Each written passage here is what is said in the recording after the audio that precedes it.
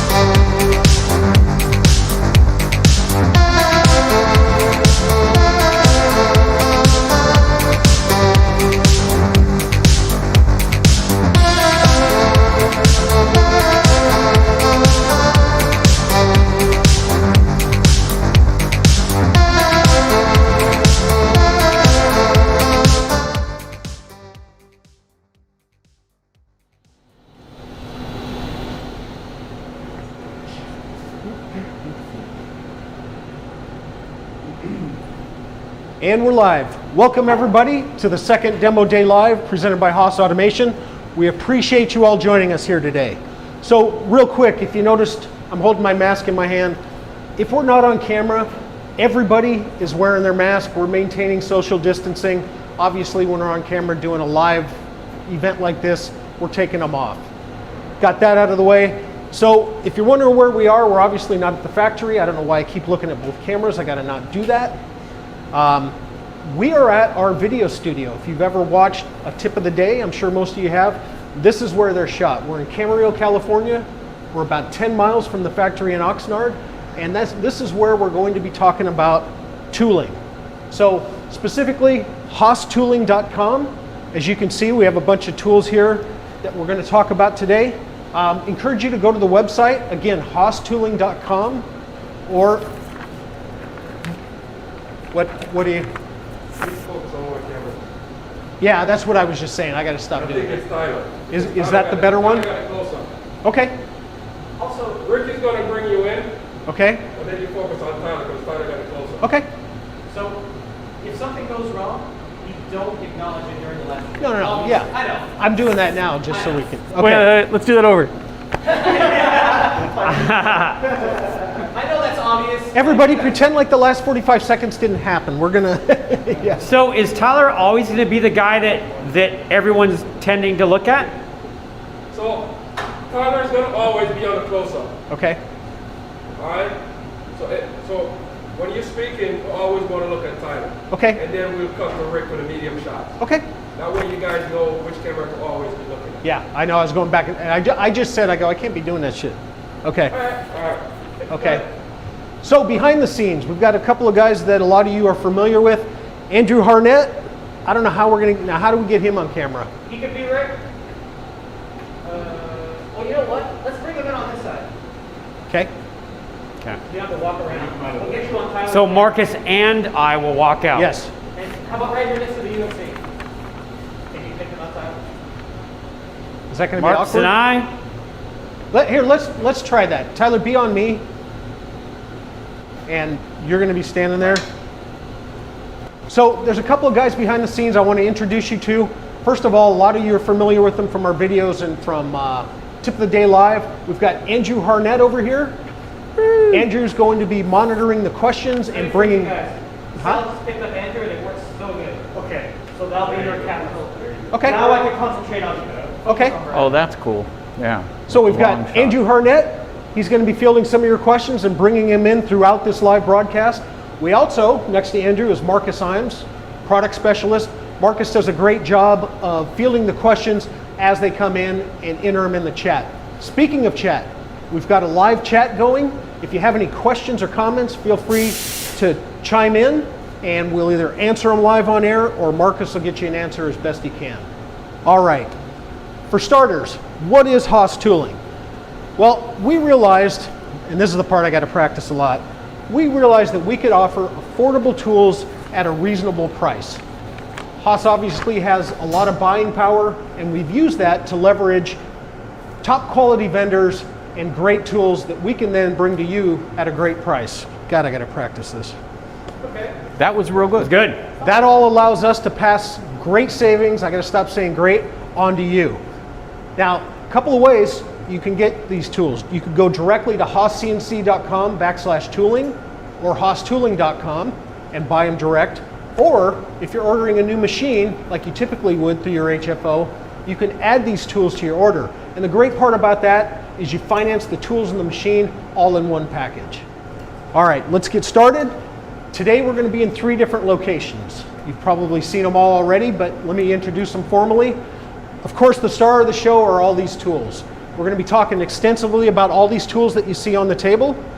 And then we're going to go to somebody you all know very well, Mr. Mark Terryberry, Tip of the Day star. Nice! Mark's going to be running a cutting demo, talking about tools. He's also going to talk a little bit about some work holding. Is it too much walking? No. Okay. I got to practice that. Talk about work holding, and we'll get to Mark here in just a second. Now on this side, on the VF3SS, we've got John Nelson, Senior Applications Engineer, and a lot of you know John, been around for many years. You may have seen him at trade shows and in many of our videos. John's going to be talking about testing. We didn't just source these tools and put them online to sell to you.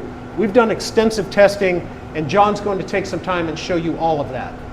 Okay? Again, thanks for joining us. One more thing I want to cover here. We have a coupon code that's good for today only. 10% off any tools on the website. That coupon code is GOLIVE. That's GOLIVE, Go Live. That's good today, and we'll talk about that a little more as we continue here. All right, Mark, you've got a demo ready for everybody. I'm going to throw it over to you, talk about the demo, and it's all yours. Awesome. Just looking to see how they're going to line up here. So So if I'm talking for a second, then I'm starting this thing up, but if I start, we got no cameras over here. So I don't know which camera will be where. I'm just gonna let this thing run just to show it.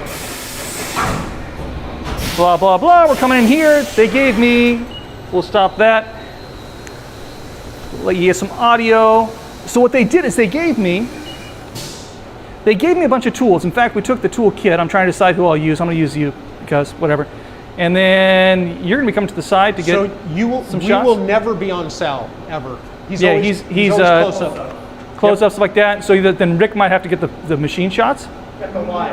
I got you wide. No, but we got no machines. Well, no, in a second. Okay, we'll go there. So right now, if I'm just talking, I'm gonna talk about. So they gave me a bunch of tools to use, which was fantastic. And unlike all the tables over there, all I have over here are empties because all the holders are actually in the machine being used. That's my camera. Same thing he was talking about. Which camera do I use? So we'll talk about that. We'll go through a couple of tools. We'll show the little part that I'm gonna make, simple 5-axis part, but the machine has just been fantastic for that. But there's some stuff inside the machine that we wanna show you while this thing's running. So let me go ahead and start that now. We'll let it go. I'll stop it, let the coolant charge before I blow up the tool. And this first shot is the one that we want because it's gonna be the one that's moving the most material. So it's gonna go, wah! It's like gonna be a hogging, quarter-inch deep, yeah, 100-inch cement, whatever it's doing. So it's moving along pretty good. Now it's just taking a little skim pass, fading through. So the tool that's doing that right now is a 2-inch indexable end mill. I'll have one right here. Here's the empty box. Doesn't feel empty. Maybe there's something in here. This might be perfect. Oh my goodness! It's a 3-inch mill. This is fine. So I got the 2-inch one in there. This is this is an octagon face mill. So we've got these guys right here. We sell they gave me the shell mill holders. We'll pull these things out. This is for me, not you. We've got the shell mill holder.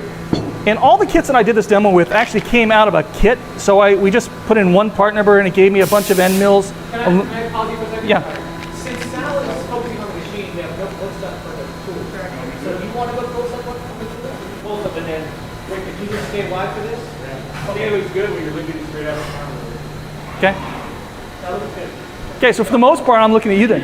Close to the knee, so I don't think you get that. Yeah. Okay. I'll let you know. I can move my camera. If I'm grabbing tools, I'm just going to dump them on the table and not fiddle with them, because like what you guys were saying. Yeah. And if I do, it should be a wide shot anyhow. It's whatever. So I got this. So all these tools right now came in a single kit. So we basically we placed a PO for 2 things: a bunch of aluminum end mills, a bunch of this. But we'll work in this guy. I'll run through this a bunch of times so I know when that's going behind me. Here's the tools. The shoulder mill that's running right there a second ago, these are the inserts for it. Nice. So Mark, the spot that Tyler is pointing at is a good place to stage stuff. Okay. Instead of holding it up, Yeah. that's good. Maybe drop those inserts there. On here. Okay. That whole right here, this section. So that was going to be the main spot. You know. So again, we got the. Are we not going to use the white mat or? Well, we use the table. The table's fine, yeah. Yeah. So again, we got the shell mill holder out of the kit. We got our shoulder mill over there. I'll get another shoulder mill for there. We're running the indexable drill right now with the inserts. All these came off the Haas Tooling website. Oh, this is kind of cool. Little drill, little funny angle. In fact, here's that big drill coming right now. If you want to get that. Here it comes. Oh, blah. That's the drill. Boom.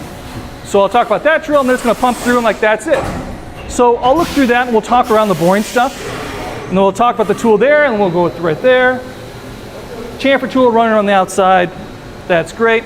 Now also what we can show, and I don't know if you can get this on the machine, but the vices that we're using and the risers, we're going to talk about that. We'll then come over here and talk about the vise here. We'll talk about the Haas lock systems.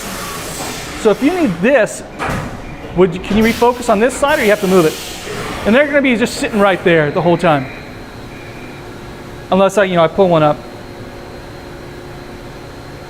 But that's pretty much. That far corner is a little hard to get to. If you want to slide it to the middle, Okay. Okay. can you do that for Tyler so he can practice that? Yeah. So what we have on there right now is, again, what you notice, and you probably noticed it already from the demo, is that you've got Haas vices in there that have the Haas logo burned on them because they're Haas vices. Now, when I put this thing on here, we made this special base. We're going to be selling these risers as well. This is just a prototype we made for this demo.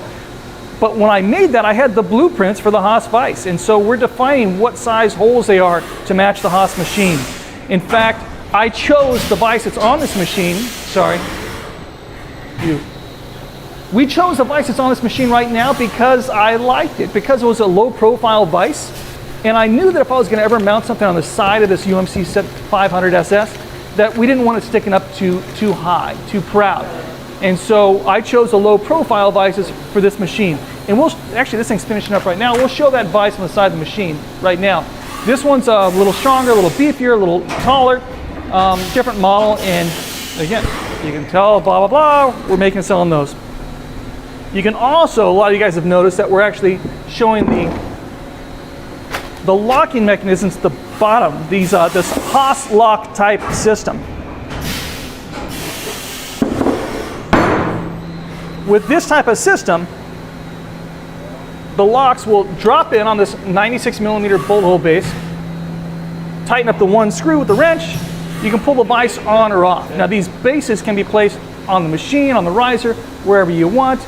And then I'm going to talk about that other, it's a 0-point fixture. I'm going to go steal it from Frank Williams because it's cool. I'm going to talk about that and talk about the little rotaries a little bit. This thing's going. I'll find the cool spots for this to talk about that.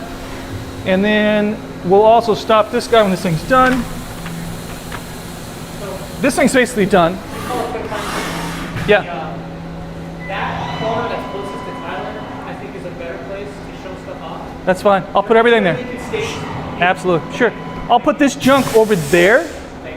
So the stuff that's not moving, we'll put on the side that doesn't need to move. Can you pick up your camera and get closer over there? No, so that's it. So we'll simply put, this will be empty in front of me, and I'll just grab stuff from there to here, pull it back, slide it over.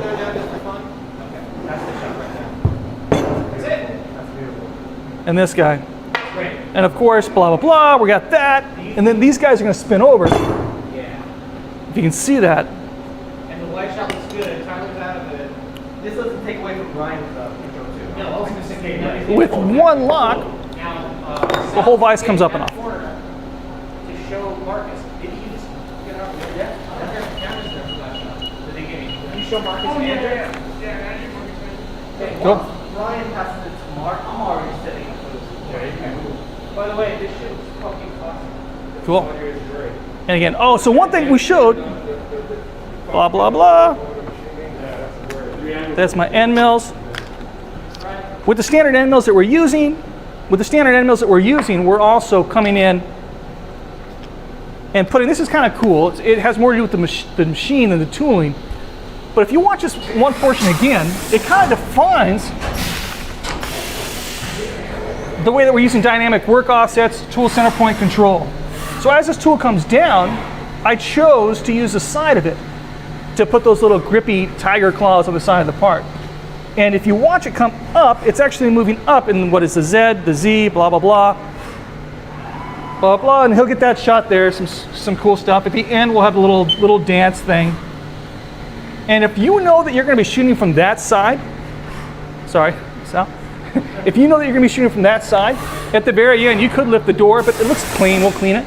We'll have the tool, instead of having the tool come front and center, I'm gonna have the bridge go all the way over there and then have it orientate the tool towards you. So it's gonna do, at the very end, and I can have it run it again. In other words, I can have it a separate program where I hit the button. So I'm looking at there talking, and then I hit this thing, and then when I talk about the vices, it'll do the dance, come up, tool come up, rotate, go all the way over there, and it'll be in your shot for the thing. So when you end your thing, you could, whatever. And we'll just, and you might just tell Frank, hey Frank, get on Sal's camera so we can get that. Hey Andrew, do we have a question? You bet. So, Mark, why don't you tell us a little more about why you picked this particular end mill right here? We got a question about that from Mr. Greenlee here. Mr. Greenlee. Mr. Greenlee. Why did I choose that particular end mill? Well, so it's aluminum. You want the shiny stuff, right? You don't want it to stick. And so generally, end mills come today. A lot of people make good end mills for aluminum, and they've fallen into two different categories: either a standard end mill or these high-performance solid carbide end mills. And that's what we have here. It's the high-performance solid carbide end mill. And if you go to the Haas website, you look at that guy, you can click on the little link right on the web page that shows you the speeds and feeds, and they're through the roof. They're really good solid end mills. So I wanted to be able to profile this entire part, at 150 inches a minute. And so we used that guy. Nice 3-flute, made for aluminum. Yeah.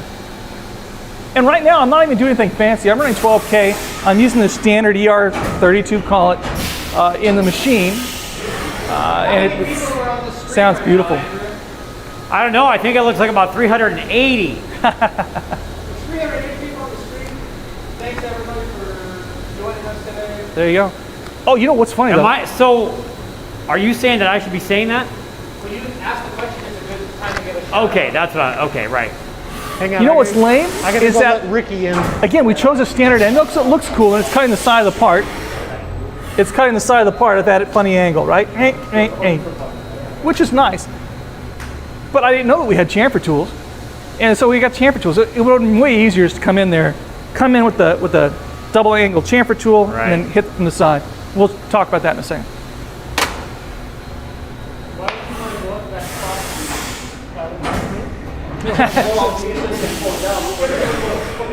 You don't want I it? want to set up where blinds and stuff coming in over there. Cool. So we'll have the. He can use the cutting demo whenever. If I'm referring to the cutting demo, we'll go to that. Otherwise, I'm just blabbing. And then. What's it doing now, Mark? Yeah, then I'm gonna stop. There'll be a couple times I'm gonna stop, especially what's gonna happen is it's gonna catch me by surprise because my timing will be messed up, right? I won't be able to, I can't, my timing's not gonna be right. I'm gonna start talking and the machine's gonna simply interject. It's gonna start going, wah! I'm like, oh, wait, you gotta see this. Then I'm gonna turn and you can go to the camera shot where this drill is plowing through the material, where the face mill thing is doing its thing. There's only 2 spots like that in the whole program where it's like, I can't talk over it anyhow, it's too loud, and it's only 20 seconds, so we might as well just be prepared to cut to that. It's right at the the very first thing, and then the drill thing. And I'll try and find out a way to talk about the drill, whatever, before or after. I can. Andrew, can you give your mic to your Yep, absolutely. Let's go, Ricky. Andrew's going to pass the mic over to you. We'll mic it up. Actually, come on over here. Then I say, but this is Ricky Gray, machine shop manager. He's been responsible for buying all these cutting tools. Now, when he starts interviewing Ricky, I think you and I should get into. Be getting ready over here.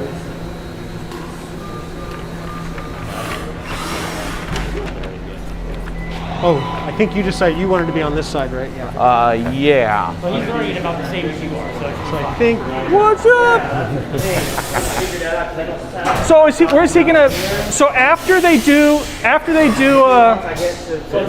when you're all the way done with everything. I'm done. Whatever. Yeah. So Then Rick this could be. is done running, you look at it, do its dance. So then he kind of comes up from the side. Well, then, you bring him in. Okay, I bring him in. But then he's supposed to go. Is this it, or is he going over to there? No, this decides is it. he needs to walk around there. This is Rick. This is Ricky right now. Questions and Okay, cool. So whatever you're going to talk about, you got to talk about here. So I'll scoot out of the way. I'll scoot out of the way, and you'll have more room to Hey, come Mark, over. go back up. you guys are basically, you're in the front. Okay. Okay. So I'll move that box, but Just right in front of that. Okay. that's your shot. Yeah. Okay. So if there's something cool you want to say, whatever that is, prompt me, and we'll make a fake question to lead into that. Well, for sure. you and I, we talk all the time. I know, So that's let's the same just do thing. it as that. So Exactly. Let's just start like that. That's easier for me. Oh, it's gonna be it's just a regular question. So Andrew wrote these questions, but they're good. So it'll be the same thing. Those are good, but Yeah, it's the same thing. So this is okay, Rick. We're going for real.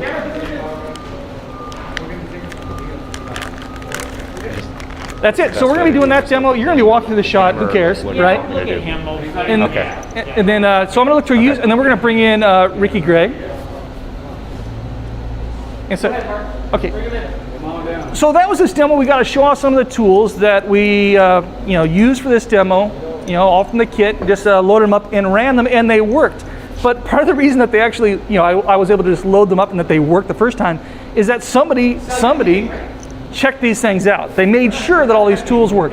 And that person happens to be Haas Machine Shop Manager, Ricky Gray, who we've got right here. Hey there. So, hey Mark.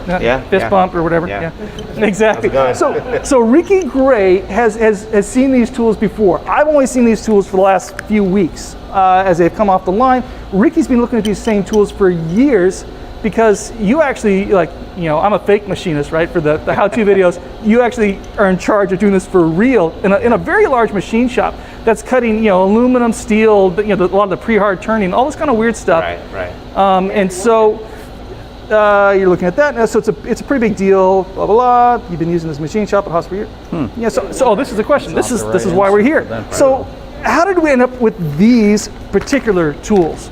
Well, it kind of all started out like we wanted to reduce the cost of the machine shop, and basically each department kind of grabbed their own tools and bought them from wherever. So what I went through and did was standardized everything throughout the whole shop, and from that we were able to buy more tools, get better costing, and 2 or 3 years go by, and then Gene and Bob come up and say, hey, why don't we just start marketing these and selling tools? Oh, which is fantastic. Here we are. That's it. So we'll take a look at that. We got the next one here. Makes a lot of sense. Yeah, exactly. So you got consistency through the entire shop. We'll talk about that. Same thing. How do we go from using tools to there? So we optimize specific end mill, insert whatever. I'll write down better questions. Yeah. For more questions to talk about that for a second. These are good questions, though. We can At use, some point you we guys realized- want to use, because I'm using these heavily. You can, Yeah, we'll write some down on there. I'll write those down. Let me say the wall. Exactly. Same type of things.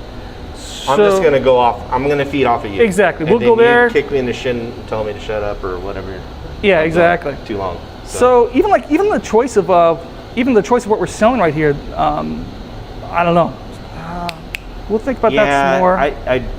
The specifics or whatever, but that's I don't fine. want to get into too much detail on where we're getting Exactly. it and what and how we got it, and Yeah, but I guess what's funny though is that at the end of the day, we're actually running these things right now, today, in our machine shop. Yeah, I've been running this stuff for like 7 or 8 years. A lot of the same tools. Yeah, I mean kind of brought it in just to see if it would pass or fail, and it worked really well. And See, so, it's funny. So even that, everyone's got their favorite tools, right? Which is part of the problem. Yeah. At a big factory like Haas, we've all got our favorite little piece of the puzzle. Yeah. And so you've been able to put all those pieces together. Yeah, there's 55 departments there, so It's- and you've got 25 technical guys that want to buy different stuff pertaining to what they want. So far, my biggest thing about the tooling is that I'm like, oh, you don't have such and such yet. You don't have such and such yet. I'm like, well, what? I need a tap for the demo. I'm like, but what's funny is I pick up the phone and I asked you, I'm like, hey, are we ever going to sell taps? Right. But then the reply is like, yeah, of course, yeah, exactly. We're gonna sell everything. They're right there. They're on their way. Everything. They want to run at least one today. I have Oh, we everything. talked about that. We talked about we were talking about even like milling chucks. That was a funny conversation. Milling chucks. I'm like, how am I supposed to hold this? And you're like, we got no milling chucks? And the answer was, well, yeah, we do. So there's so much more stuff that's out there that we haven't seen yet. That's coming down the line. It's coming down the line, and it just trying to get it all, and the amount that we're buying is really shocking these guys, because they don't buy, they don't sell to people this large before. So they normally don't stockpile this, so they're having to press and make all this stuff as we order it. We're ordering so many. It's legitimate. So, yeah. And what's weird is the customization here. You're not just buying something and off the shelf. When I'm seeing blueprints for these, I'm seeing customization. You're asking for certain grinds, you're asking for certain bolt hole patterns. So yeah, it's the same thing. I guess once you buy that much, Yeah, and so basically I know what works in the shop for cast iron, ductile iron, aluminum, and through using all these different vendors that we've had, we were able to compile that together and make, find the grades and the grinds and the geometry for what we have now today. Yeah, and John talked about that earlier when he was talking about the test cut. So I guess another question would be, we know what tools are on the table, we know what tools are on the machine. Are we actually rejecting tools? Are we finding any bad tools that we simply don't like? I think no, we have not. Well, I mean, most of it's been like packaging issues. Well, so like the vendors like that, like we talked about the drills like that. I know you guys went through a whole bunch of different drill companies, and so we were testing stuff like that. And there were certain ones that we ran some great ones here. Some of those modular things were fantastic. Yeah, the modular ones. I mean, you take a $400 carbide drill, and you take it down to whatever, the cost of them now is half the cost, and they last longer, and you don't change the body out, so you're just changing the inserts. We'll mention this again, and this is, I think it's cool because we'll mention it tomorrow. You were talking about a drill. It must have been you I was talking to, because you're the only one that knows about this stuff. But there was a drill that was walking, or it was not self-centered. It was the grind on the inserts, or something was wrong with the sucker. Right. So yeah, when we were testing with applications, all of our tools are tested through applications, regardless if I've run them, because there are some materials that we don't run in the shop, and we wanted to ensure that we're going to sell the guys that cut stainless and titanium and Inconel and all the super alloys and stuff. And so we did have some issues with a vendor that wouldn't cut par, and so we disqualified it. That's what I wanted to hear, because it's like they might make the best ammo in the world, but their drills need some work, and we simply didn't use them. That's correct. And we found that out during the testing. These things cut oversized. And again, like I said, we do cut cast iron, and it cuts cast iron and all that stuff fine, but when we went into the super alloys or some heat treated alloys, it did not perform. Yeah. Well, is there anything else you want to tell all the people out in Haas TV land? Hey, good tooling,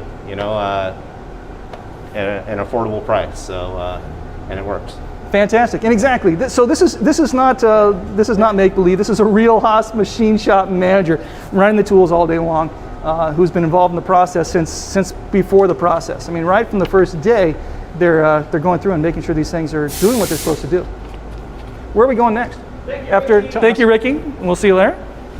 We'll drop down any type of questions like that beforehand. I'll either shoot you an email, or we'll just talk about it before we go. You trigger it and I'll answer it. Okay, cool. Hey, Ricky, yeah. Let's say goodbye before we leave. Thanks everybody for having me. Appreciate you guys. Where do we go after Thanks, guys. Kick it over to John and I. Okay, cool. That was good. Yeah. Good job, man. Yeah, for sure. Yeah, we'll have some more. And so that was it for Ricky Gray, but we're not done yet. We've actually got quite a bit of product we want to show you guys. So John Nelson, Brian O'Fallon are here to show you what else we've got. Rick, yeah, you're good. You can do that. All right. Well, thanks, guys. Now we're here. This is obviously the star of the show. No offense, Mark. You're a star in your own right. But we're here today to talk about the tools. And the first thing we're going to do is we're going to start talking about some kits. So the first kit that, why are you shitting Tyler? Because I thought I'm going to let Tyler frame up first, and that gives me the chance to He has to get close. get in. Yeah, I'm going to You're good. As soon as you see Tyler set, you can go. Well, hey, guys, time out. Shouldn't Sal, do you need Sal in that shot with Ricky and Mark? Yeah, he picked up a big You do? shot. That was a really nice shot. Okay, so as soon as Ricky's done, shouldn't you come to your spot here? No, not yet. I have to. And we're going to be no masks, so I'm going to stick on my corner. Okay, I mean, today, whatever. You're good. Go ahead, son. You're good. got it. Okay, Yeah, exactly. Let's practice that again, bro. yeah, let's Underwater. practice that walk in one more time. So Mark's like, thank you guys. And that's it. Now for Mr. John Nelson, Mr. Brian O'Fallon. Thank you, Mark. Go first. Let you go first. Who's going? I think it's best if you follow me. Switch to Rick. Yeah, not Rick. And then you go. Yeah, and then have time I to come in. know. I'll Go give you a ahead, little bit. Do you want to do that again, or are you good? So Rick, Let's do that again. Good, I'm good. Let's do that one more time. Do that one more time. I want to see this. Check it out. Actually, whenever he wants. so Rick's Rick in here. I'm kind of tired though. If he goes in first, he's gonna get the shot. When you get that nice little movement. Yeah. So hang on. So Mark's gonna throw it to us on Rick's camera, Yeah. and then Rick, are you gonna pan over and pick us up, or is Tyler got us? No, he should switch cameras. And then like maybe 5-10 seconds just to set up, and then it's going to be on this camera. Well, no. That's what we're missing. We're missing a transition here. Mark's throwing it to us on Rick's camera. Right. You can't move yet because you've got us. No, Rick's got you. I'm panning and zooming in at the same time. So is that how we're doing it? We're just Not even a frame. we're gonna pan over. So it's all Rick. Yeah, it's all Rick for the most part. Okay, so then he's got to practice. He's got to get from me to you. Rick, So don't walk until Rick picks us up. It's a medium shot of Mark, Yep. and then cut to a wide shot. Then I see you guys. I see Mark kind of on the left side. And then when Tyler comes in and settles, then I'm going to get you guys again. What I'm saying is right now we are not on camera. Just do exactly what you did right now. Okay. okay. Cool. All right, I'm on We're Tyler. gonna start again from Mark. Yeah, so that's it for the cutting demo. Now we get to show you the tools that cut the parts. And to do that, we've got John Nelson and Brian O'Fallon. Now see, did Tyler just get in the shot? Too fast on that one. Yeah. That's like What do you mean? because he was in the frame on this one. He was in the frame? Yeah. Before, That's what I'm getting at. We're So he should missing move a as soon transition. as my camera like stays put, go with the panty, and he can That's come it, when he in, moves. and then south. So there's going to be lots of times we're going to see the cameras. I know we want to minimize No, it. I understand, but- And Sal, by the way, was in this one a lot. I know. Tyler was in there a little bit. But all I'm I saying, can see like a very tiny part of like the left side of his lens. So it's Yeah, I was not. about to zoom in. but look, And he was going to zoom in. So look. for like. All I'm saying is Tyler's got Mark. As soon as Mark throws it to us, all Tyler has to do is watch Rick. As soon as Rick pans around, then he can move. Okay, you're right. That's it. No, we're good. That's it. They're going to get all their timing and the camera dumb stuff. I'm going to wait See you, Ricky. until Hey, Sweet. tomorrow We'll see you morning, Bye, guys. What time? can you be here by 8? Yeah. We do a quick practice run and we go live at 9. Thanks, buddy. You're on Mark. I'm on Tyler. And now I'm going to go to Tyler, or Mark is sitting in a little bit, Mark. So you've seen us show you the cutting demo. Now we're going to show you the guys who are going to show us the actual cutting tools. Mr. John Nelson, applications engineer. What do you want to be called? whatever you want to call them. I've already introduced him as senior applications engineer. There you go. For sure. Product specialist, I thought, right? Product specialist? Either way, I'm happy with either title. Are we good? Let's do that one more time. Last time. So all Tyler has to do is watch Rick, and then we're cool. Okay. And so, so as soon as I start waving over, you can start losing me and start pulling in on them. And okay. Yep. Terrific. So that's it for this. Now we're going to go over to John Nelson and Brian O'Fallon. Now, John Nelson has been with us for a very long time. Applications engineer extraordinary, product specialist, has been around tooling for his whole life. Brian O'Fallon, who's also was an engineer at Haas. He was also a product specialist. Okay. All right. Thanks, Mark. There you Appreciate go. it. It's all Thank you. And now, of course, we're going to get to the tools, which I promised at the beginning. This is really the star of the show. No offense, Mark. You're a star in your own right. We're going to start with some tooling kits.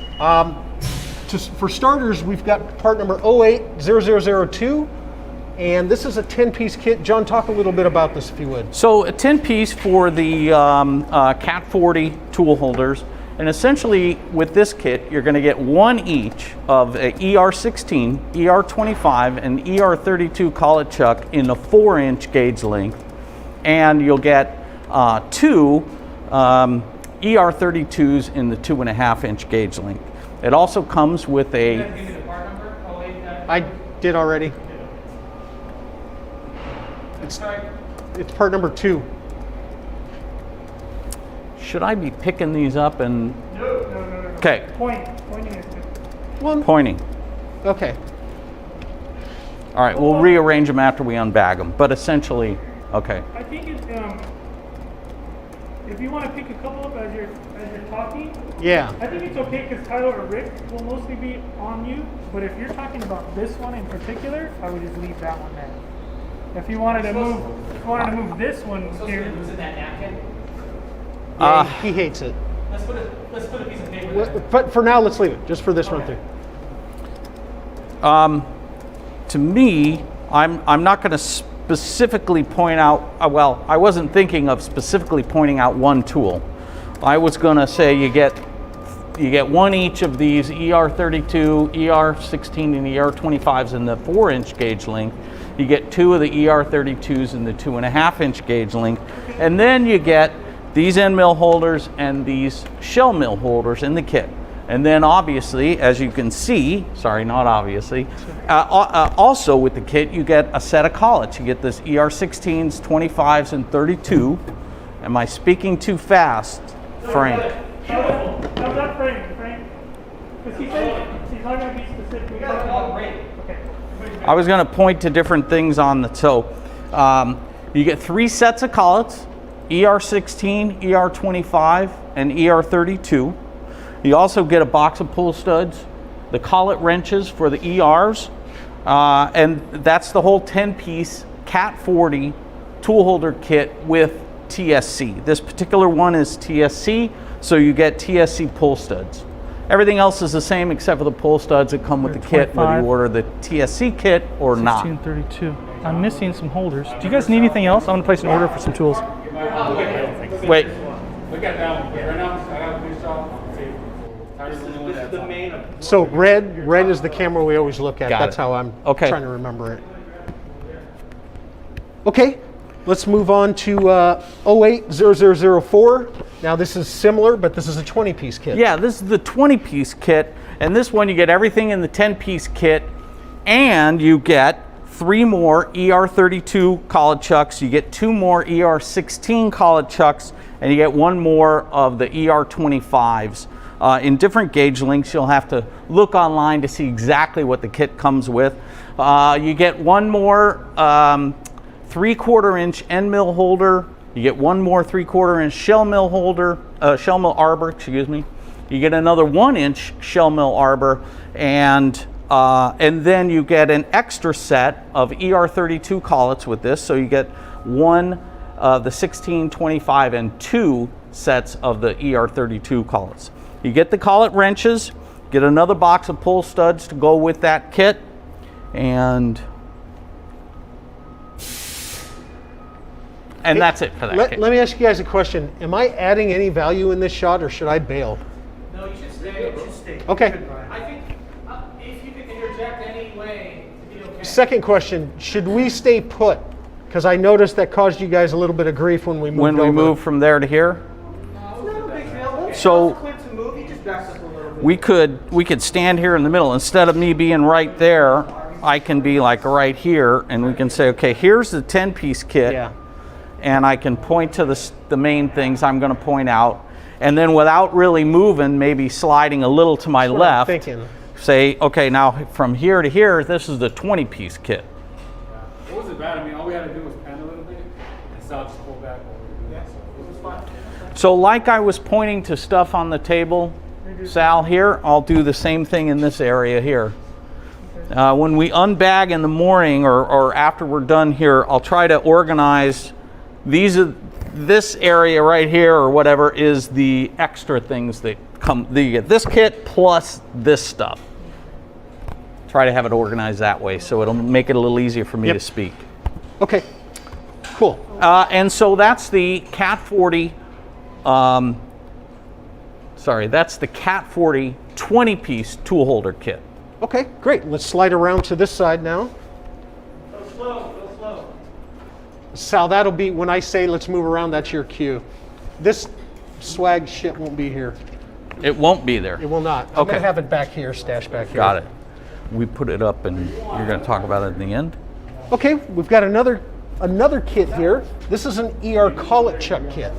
Yeah, so this is featuring all ER collet chucks, right? You're going to get 2 of the ER16s, 2 of the ER25s, and 3 of the ER32s in the 2.5-inch gauge length style, and then you get 1 of each of those ER collets in the longer 4-inch gauge length. So that's a real nice kit if you use a lot of collets. Very, very versatile. I think we'll have one there, so Sal, you can zoom in on that. This is 0012, right? Yeah, sorry. I blew it. I got to remember to do that each time. I didn't see where that It's- card was. Oh, it's right here. It's right there where I can't read it. That's why I forgot. Okay, and then obviously the ER tool holder kit comes with a set of collets for each of the 3 sizes. So John, if you don't Comes with the wrenches sorry. and the pull studs. If you don't mind, can you talk a little bit about just the quality of the tool? Because I know a lot of people see the prices and they wonder about that. Yeah, so these are Beautiful shot, Sal. Beautiful. these are outstanding tools. They're made really, really well by, do I want to say a common manufacturer? What? How do I want to? Huh? Made really well. They're made really well. They're just made. They're made super well. Say exactly that and have Brian say no. Should I mention it? No, No, I like that. That was great. no, because we're leaving it. You I can- had to pick it up because it was in a bag, and I want to.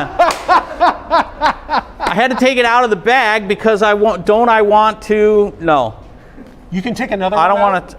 Okay, so We'll leave this stationary. here, if we're going to leave this stationary, let's. Yeah, we'll pull the collet nut off. Somebody tighten that fucker way down. Anyway, You want me to take it out without touching the bag? yeah. Damn it! I thought I was going to say you loosened it for me, but I couldn't. No, it's too tight. We'll get the wrench on it. But we want the collet nut open so they can see the grind inside of the collet nut. Okay. And we want to show them the taper, and then I'd like to flip it around so that you can get a shot of the grind. The 2 important grinds on the holder are the taper here and the taper inside, and then the cap has important ground features, and we want to get a real nice close-up of those so they can see the quality of the I finish. think it's if you, because he's going to be on this. It's fine if you Just flip it around. Yep. These are made to the highest standards. Do I say that? That might be a little over the top. Okay. I think my personal opinion is seeing it, talking about the grind, that Yeah. is all anybody needs to see. That depth of field is pretty jolly. If you bring up the quality of the tool holders, I'm going to try to interject. Listen, the real quality of a tool holder is the machines that the tool manufacturer uses to make the tool holders, and all of our vendors are using top-notch CNC cutter grinding machines to make these tools. That's great. Bring it. Perfect. What do you think about another one over here? And I'll say something to the effect of what makes a quality tool? We can talk about quality all day long, but Yeah. what really makes a quality Yeah, tool? frankly, it's the materials that they use and the machines that they use to grind the cutting tools, whether it's a cutter grinder. Can you actually pull your mask on just for a moment? Sure. So, or we can just make sure everything's good. Keep going. Yeah, okay. So there are 2 things that are really important, obviously, are the materials, the quality of the carbide or the steel that's being used to make the tool holders, and then the grind on the tools and the machines that these manufacturers use. If they're using really top-notch CNC tool cutter grinders, you know you're going to get a good quality product. There's just no 2 ways about it. And all of our vendors are using the best equipment, are using top-notch equipment, That's a fantastic explanation. top-ranked equipment. You want to get up on the F something else? Okay? Hang on there. He's dial this in.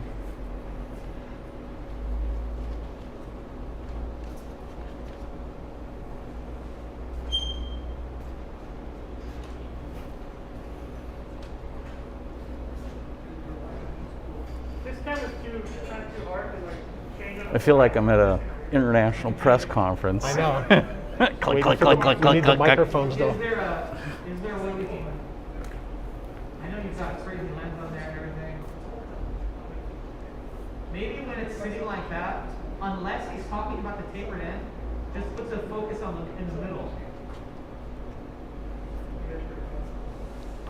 Can't you see the whole? You're right, son. We don't want to change that light. Exactly.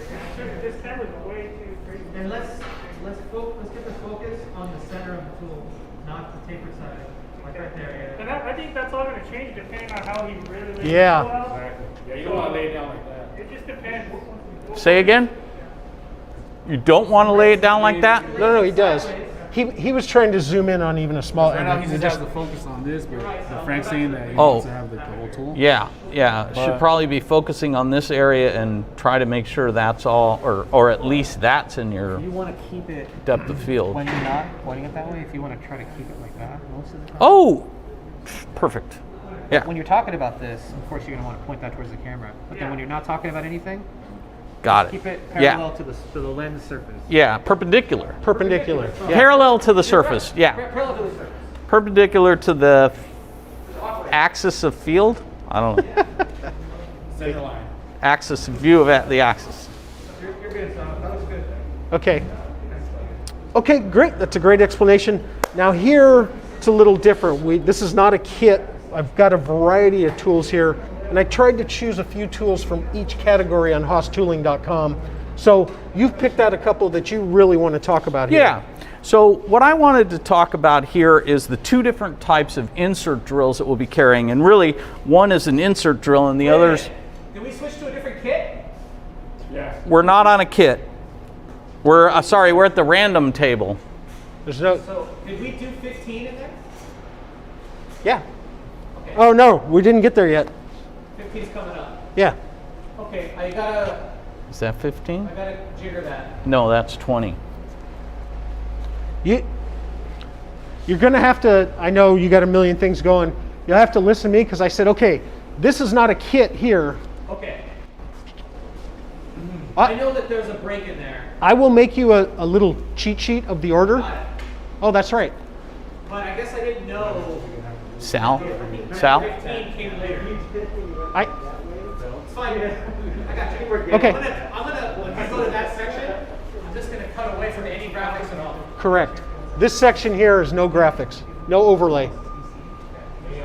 So when you're about to move from spot to spot, you're going to tell me. Actually, I'm gonna But I can't remember every time. When you guys do that move, So are we gonna waste some stuff on my web piece? Yes. And we got to figure out something different because Gassage hates the white paper. He said it Yeah. was terrible. So we'll figure something out Well, this afternoon. yeah, I'm just thinking he thinks the napkins look terrible, and if we had I a, think he's not going to love that either. The way the paper Yeah. crinkles up. right? Hey, where are you on? This? Okay, so maybe we should address something right now. The big boss hates the look of this paper and the way it crinkles up when we set a tool on it. What does it look like if we just have the black background?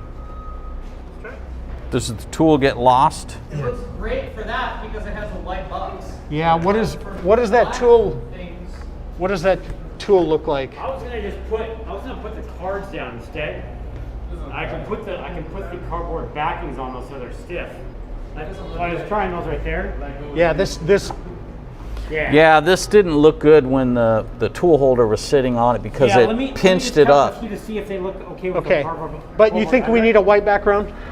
It looks pretty bad. That's why we started this to begin with. It Okay. looks bad on the black, right? Yeah, 'cause there's It no. would be like a white 2x4? Yeah, we need something pretty stout, but Andrew's going to work on Let me it. put the cardboard on a couple of those. We'll test it. Okay. Okay. Where'd Rick go? Keep going.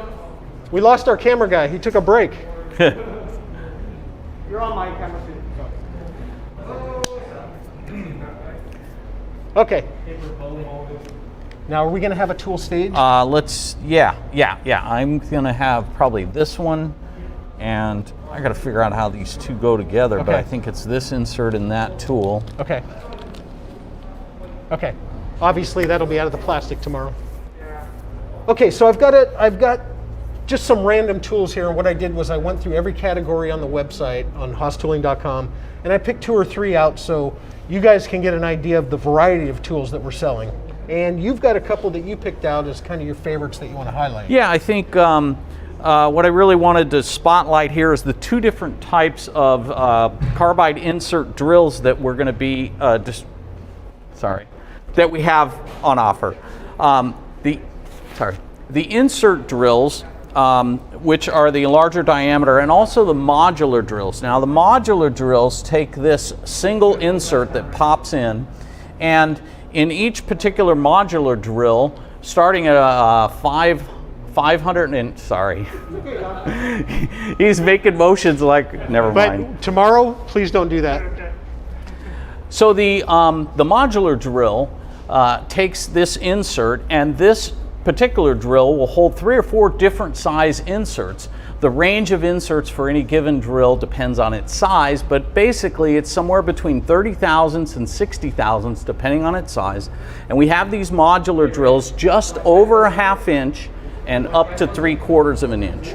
And then stepping up from the 3/4, then we go to the insert drills. So we have these insert drills here, and the insert drills only cut to the one size, and these start at 3/4 of an inch and go up to 1.5 inches. We also have the insert drills are all in either, you can get them in either 3 times diameter or 5 times diameter cut length. Great. Okay. Let's move on, and we're going back to kits now. Is that we can always say it. Yeah. Okay, back to kits now. This kit is 080020, and this is a 50-piece end mill kit for aluminum. Fantastic kit if you machine a lot of aluminum in your shop.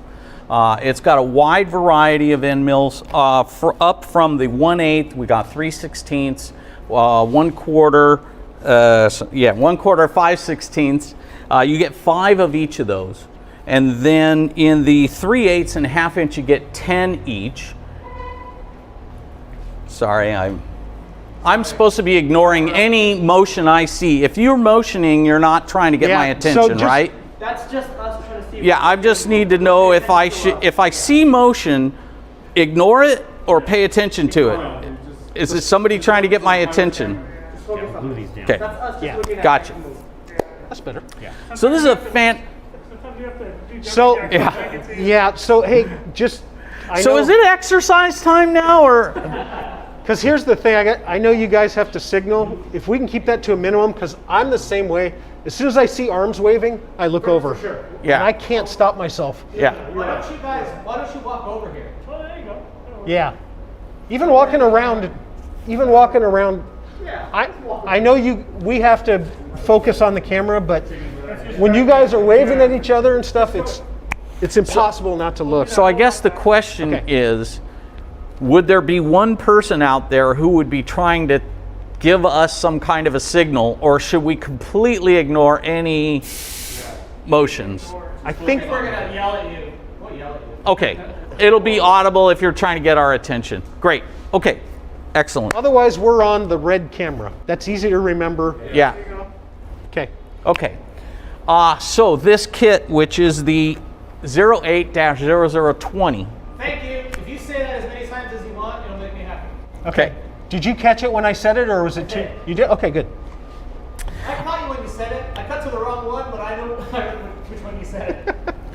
So we call this the, To address you? Hey Frank, let's put up the card for 0068. Yeah, why don't I just overtly say it?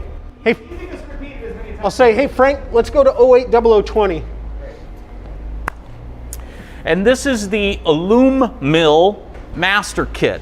So this is a 50-piece kit with a bunch of different 3-flute end mills for cutting aluminum. That's so easy to say. That's what I got when I cut this. I Yeah. didn't know what to get, so I just got that. So a fantastic kit. You get 5 end mills in the 1/8, 3/16, 1/4, and 5/16 size range. You get 10 end mills of 3/8 and 1/2 inch, and you get 5 more in the 5/8 and 1 inch. So this gives you a wide range of end mills. If you cut a lot of aluminum in your shop, this is a kit that's going to save you a ton of money, and I guarantee you'll use all of these cutters eventually. Great. And one more kit here. Let's slide over here. I'm on you, Sal. Frank, this is 080015. This is a pull stud kit. Pull stud, obviously, for mill tool holders, you've got to have a pull stud for each one. We have 3 different kits. We have a 100-piece kit of TSC pull studs. We have a 100-piece kit of non-TSC pull studs. And we have a 100-piece kit that are 50 TSC and 50 non-TSC pull studs. So there's a really good way to save a ton of money by buying in bulk on these, and at our already low prices, it's a smoking deal. Let me pause you for a second. That's a gorgeous shot. And this panning that you're doing, Rick, with that medium shot, is fucking incredible. Like that's, you're framing the skew they're talking about. Yeah. They're just kind of bouncing back and forth. Yeah. And Tyler's wide shot, I can go to that whenever I want when you guys are moving. So this is working really good. Cool. Damn it, we're getting- And just one more time, because we want to focus on quality here. What do you look for in a pull stud? Pull stud, I look for, oh geez, what do I look for? Should I not say that? No, I don't think you say what do you look for in a pull stud, but let me think of something to say about these. Sense of humor. Yeah. Personality. Yeah, a great personality and a nice rack. Can I stop you guys for one second? Yes. I think what we're gonna do is take this. Move that over. Take this completely out, and you guys can pull from this one right here. The middle. Talk about the middle. And you're going to be on that? No, I'm gonna be on this one. Oh, perfect. Okay. Okay, these are all the same, so just make sure I pick up one of these Yeah, don't matter. right here. If that's, because I don't know what you look for in a pull stud. You don't really know till you use it. You know, what you look for in a pull stud is what you look for in any other machined product. Is it smooth? Does it have any sharp edges? How well is it finished? You can tell a quality product by whether it has any sharp edges or a crappy surface finish on it. And believe me, these tools do not have any of those features. Great. Thanks, John. Okay, you're going to talk about testing next because all the tools that are on these tables and everything on the website has been tested, and most of the testing has been done by you, or at least supervised by you. Yeah, absolutely. So let me get out of the way. Okay, Thanks, John. I'll see you in a bit. thank you. I gotta get a look from you before you go there. Oh, my bad. Were you on? Just come up to me, just make sure. Sal's doing a good job of coming up. Just come up here. I got to it. I did. Yeah. But I Next time you never it was do very close. So now we're on John. Okay, John. So when I'm right here, now you're gonna look at this. Got you. But on these other tapes, you're gonna look at it. Yeah. Okay, so I headed up the group that did the functional testing of all of the cutting tools that we're offering on our website.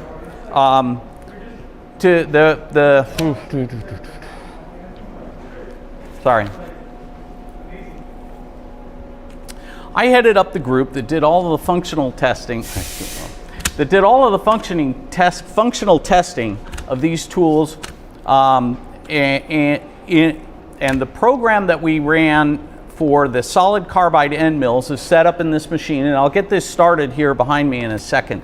That'll be the solid carbide end mill test, and this is the tool that we have in that machine. And here's an example of the test cut that we ran with these tools. So it depends on the diameter of the tool, but we went 1.5 times diameter deep to do the profile around the outside and made this pocket 1.5 times diameter deep. And then we did a full slot in X and in Y of this tool that was 1 diameter deep. So in the example of the 3/4 that's going to run behind me, it's going to go 1.5 inches deep around the outside. I'm sorry, it's going to go 1 inch 125 deep around the outside, and then 750 deep on the slots. So in our testing, we wanted to make sure that all of these cutting tools ran well right in the middle of the recommended speed and feed range. So that's what we did. You all know that cutting tools have a speed and a feed range have a recommended speed and feed range. Well, Talking about the cut tests. As soon as he does that, getting close on the blocks. Okay, table. Which one can we designate the first one you're going to talk about, or? I'm not gonna. I was not gonna specifically talk about these. Sorry. Is there a place in your speech when you think it makes sense for the audience to see detail of the things that are on the table? Because it seems to me when you're talking Yes. about the testing, you would at least mention some of these parts Yeah. in front of you. Yeah. Take a moment. Think about it. Yeah. No, I'm just. Where is it gonna? in the second part, I'm going to talk about saving all about, let's see, sorry. Key was understanding that these tools are going to cut good right in the middle of the range. If you have a cut that sounds good and gives good chip formation, it's going to be successful. You can tell a lot about how a cutter is cutting by looking at the chips. And as a matter of fact, we bagged and tagged the chips from every test cut we did. So here's a few of those. Out in front of me, I got a few blocks here that have examples of the drilling tests that we did. There's an example of a tapping test here. So obviously this is aluminum. How go slow? I think you're going a little fast. Okay, He wants to pan across a little slowly. got it. Here's some aluminum tests. Here's Got it. steel tests. So here's drills, the insert drills that we did in aluminum. We did the insert drills. We also drilled and tapped this. This is the 316 stainless. Over here is a piece of 410 stainless that we did more solid carbide drilling tests on. And then a piece of cast iron over here. As an example, you can see all of the different sizes and holes. Essentially, in the solid carbide drilling test, we did 20 holes with each drill and then saved the chips and evaluated how that cut. Besides cast iron, 410 stainless, 316 stainless. Hey, Rick, Sal's in your shot, so what do you want to do? Are you going to be on him or? I am, but Rick should be doing something. Yeah, Not that you're not doing anything. Well, I think I'm only going to come in. I'm only going to come in for a quick second and pull back out. Okay, Yeah. I got you. That way you will- can always come back to Rick if you need to. Okay, Maybe that put makes the sense. Tyler? Yeah. No, I think you're right. I'll just wait for Sal to move before To I move back out. Yeah. Okay, all right. Sorry, so if you guys are talking about moving around and stuff, I was just talking about Brian, and it's, I think maybe particularly for you, Sal, I think you want to minimize too much movement because it's distracting from the guy that's talking. So one of the things So I don't know, I'm not sure how I want to balance it, but I think we should look at the edit and see if you guys think it's too much, but I think it looks really good. I'm not saying it doesn't look good from this perspective. If when you guys is always moving around, it's more difficult for the guy who's talking to the camera. Does that distract you, John, or is it just me? No, it's a little bit distracting, but I think that's something that as the talent, I have to overcome. I guess you just gotta deal with it, right? That's true. I think one of the things we've been doing is, like, these guys are making eye contact and they're walking over to me to try not make such a big production. Let's try more of that. Yeah. Instead of like jumping up and down, I think that'll distract them. Yeah. You know, tomorrow when we're live, I know you won't be walking around eating a drink from your Starbucks. I hope. He's only going to be for those. All right, sorry, John. But I'm interested right now, from my perspective. I think the camera guys have it pretty dialed in the timing of when to get your assets up on the screen. Yeah. So let's try to work through that. Okay. Take it from the top of this bit, or May I suggest something real quick? Please. To minimize all this movement, can we just have like one stainless and one aluminum? That way I can just set my camera up and just boom. He can talk about this, he can talk about that, and then I can just get out. I think if John can remember that, yeah.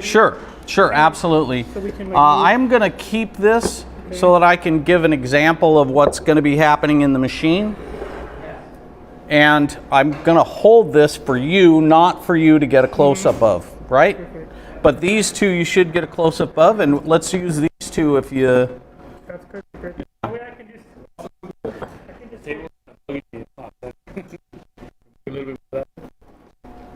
We're unlocked, yeah.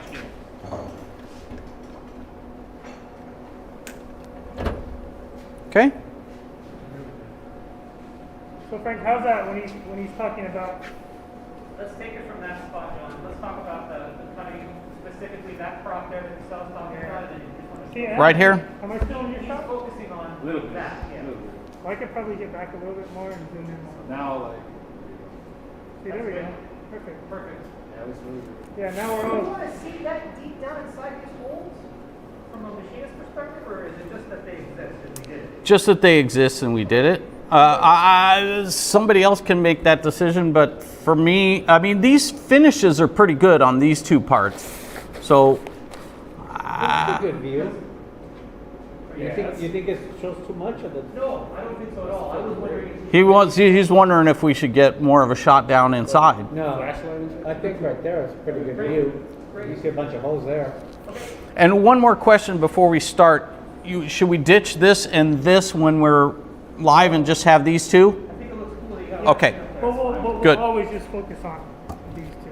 got it. Yes. Okay, so Sorry. Just, you can keep your mask on, but just every once in a while, just pull it down just so I can make sure it's still sinking. okay. Oh, because you need to see. I need to, exactly. Actually, I'm not going to have the mask on Or yeah, unless you guys object and want me to wear it. No, you good. You're the only one up there. So our testing philosophy was to make sure that these cutting tools cut well right in the middle of the speed and feed range. I know that if you can go right to the middle of that speed and feed range and get a good cut, it's going to make it super easy for you to dial it up or dial it back, whatever you need to optimize your cut. So also chip formation is really important. You can tell a lot about how a cutter is cutting when you look at the chips. And as a matter of fact, we bagged and tagged the chips from every test cut that we did on every tool. As an example of the test cuts here, you'll see this is a piece of 410 stainless where we did tests on some solid carbide drills. And then this piece of aluminum is where we use the insert drills to test the aluminum. We did all of the tests, all of the tools they gave us, we tested in 6 different materials. Our aluminum was 6061. Our stainless steels were 316 and 410. We tested them in class 30 cast iron. We also tested them in 4140 alloy steel and 1018 low carbon steel. So the 6 materials, 1018, 4140, 316 stainless, 410 stainless, class 30 cast iron. That was it. So those are all, so let's see. Now, we created a custom VPS template for each one of these test cuts. So anytime we changed anything, whether it was the cutting tool, a specific cutting tool we were using, or changing this, I keep thinking I need to be looking at these cameras, sorry. Each of the test cuts that we ran, we created a custom VPS template. So anytime we changed any cut parameter, we were able to change it in the machine, generate new code, and press cycle start right there. So we changed it on the machine. Not only did the VPS template change the cutter path based on whatever parameters we changed, but it also gathered deprint data from that cut. So we gathered all the normal data that you would think we would gather, right? The surface footage, the feed rates. Am I supposed to be bringing up the deprint picture here? Yes. Am I supposed to bring up the VPS picture when you talk about that? VPS picture, when I say VPS template, Would you mind? that's, Can we put that picture oh, up? okay. So for each of these cut tests, right, for drilling, for end milling, all of these cut tests, we created a unique VPS template for each one. Now, what that allowed us to do was to change some of the machining parameters, whether it's the tool diameter, the cut length, the speed and feed, whatever it was that we changed it in the VPS template on the machine and generated new code for every test cut. Not only did this VPS template change the cutter path, but it also used extensive deprint statements to collect data about each cut. We collected the normal data that you would think, the surface footage, the feed per tooth, the depth of cut, the length of cut, all of those cut parameters were gathered. But we also gathered the spindle horsepower data, the axis horsepower data, so that we could calculate the metal removal rate. We could calculate all of those things in the cut to see how that cutter was performing. And then in the end, we uploaded all of the deprinted information into Excel and analyzed that data. Each one of those VPS templates used the M109 function, which allows us to stop in the middle of a program and ask the operator a question. So we asked them basically 4 specific questions. Did this cut chatter? Do the inserts look good after the cut? Is there any chipping or breaking, anything like that? What color were the chips? Chip color in steel is very important. It allows you to analyze exactly what's going on with the cut. And then we put up a screen, we use the M130 function to put up a picture of 4 different chip shapes so that the operator could say these chips were perfect 6s and 9s, or these chips were long and stringy, whatever it was. So we gathered a ton of information about each one of these cuts, and then we've coalesced that information into the information that you see on our website. And we've also provided it if anyone needs to contact us about cutting tool performance. Should I be saying that? That was an ad lib. What are we using this information for? Just to analyze the cut. Don't say anything about customer support after the fact. Okay, we use this to analyze the test cuts. So Sorry, no. Do you think you're hitting the microphone? Yeah. I don't know. I don't think so. Okay, you're good. Keep going. Sorry. Okay, so I've got a few statistics for you guys. I'm going to use my cheat sheet here. We tested 12 different shell mill bodies and 20 different shell mill inserts or grades. Thank you. That ended up being a total of 509. Sorry, I'm letting you guys all distract me. That ended up being a total of 509 individual test cuts just on shell mills alone. We tested 10 different insert drills with 16 different inserts and grades. We performed 55 individual insert tests, combination tests of inserts and drills. We basically ran 5 holes per cut and did both 3 times diameter deep and 5 times diameter deep on all of those insert drills. We tested 12 different carbide drills for 129 individual carbide drill tests and ended up doing all of those 5 times diameter deep, 20 holes per cut. For the tap tests, we did 20 individual holes at 2 times diameter deep and tested 9 different taps for 60 times. I'll get this worked out a little better. I'll be more prepared for that part. So that's a rundown of the testing that we did. Is there anybody asking questions online? Should I be asking that question at this point in the presentation? What happened to our question guy? So, hey, what's up, guys? Here's what we decided.